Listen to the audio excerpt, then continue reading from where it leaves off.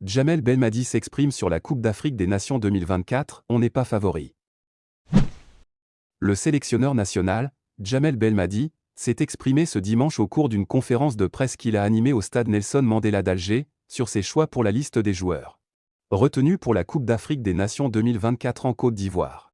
D'après Belmadi, les 26 joueurs sélectionnés sont prêts pour cette compétition, les noms que nous avons choisis sont prêts pour la Coupe d'Afrique des Nations et disposent d'une grande expérience en Afrique. Il c'est vrai que le choix était difficile, surtout que nous n'avons pas eu beaucoup de choix pour sélectionner des profils qui jouent tout le temps avec leur club, a-t-il expliqué. Interrogé à propos de la présence de Slimani et d'Attal, le patron des Verts dira que les deux joueurs ont entamé un programme spécifique de préparation de plusieurs jours au niveau du CTN de Sidi Moussa. Concernant les objectifs de l'équipe nationale, Belmadi a assuré que les Verts iront pour remporter le titre. J'ai eu la chance de guider l'équipe durant les 2 dernières Coupes d'Afrique, je pourrais dire que j'ai acquis une certaine expérience.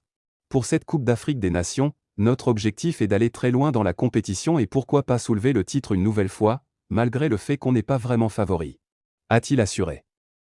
Avant d'ajouter, généralement les équipes favorites sont toujours les mêmes, à l'image de la Tunisie, le Maroc, l'Égypte, la Côte d'Ivoire. Cependant, personne ne peut savoir avec exactitude et des équipes peuvent créer la surprise comme à chaque édition. Belmadi est revenu sur la participation de l'Algérie à la dernière Coupe d'Afrique des Nations. Nous sommes sortis du premier tour au Cameroun, mais cette fois-ci nous irons avec un grand espoir. Nous allons travailler avec beaucoup de sérieux et dans le calme pour aller très loin, a-t-il souligné. Par ailleurs, Djamel Belmadi a indiqué que le match amical face au Burundi le 5 janvier à Lomé devrait lui permettre d'arrêter l'équipe type qui affrontera l'Angola. Effectivement, les 2 rencontres amicales prévues à Lomé, contre le Togo, et surtout face au Burundi, devront nous donner une bonne vision et nous rapprocher de l'équipe type qui pourrait entamer le premier match face à l'Angola pour le compte de la Coupe d'Afrique des Nations 2024 en Côte d'Ivoire, a déclaré Djamel Belmadi. Pour le sélectionneur national, le fait de pouvoir jouer 2 matchs d'application quelques jours avant le début d'une Coupe d'Afrique des Nations de football est déjà une chose excellente. Il est bon de pouvoir trouver 2 sparring partners, et ça sera dans un pays limitrophe à la Côte d'Ivoire qui est le Togo.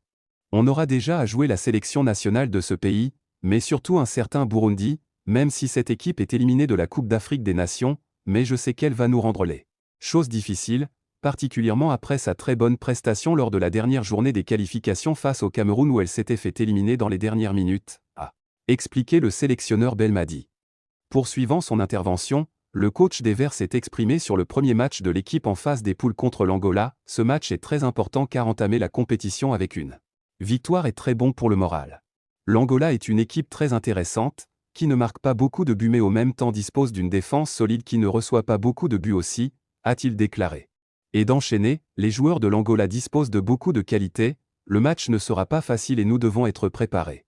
Le sélectionneur national, Djamel Belmadi, a renouvelé la confirmation que l'Algérie subit une injustice de la part de la Confédération africaine de football depuis un certain temps, ce qui s'est manifesté par la marginalisation de l'USM Alger et de Riyad Mahrez lors de la remise des trophées Confédération africaine de football pour l'année 2023.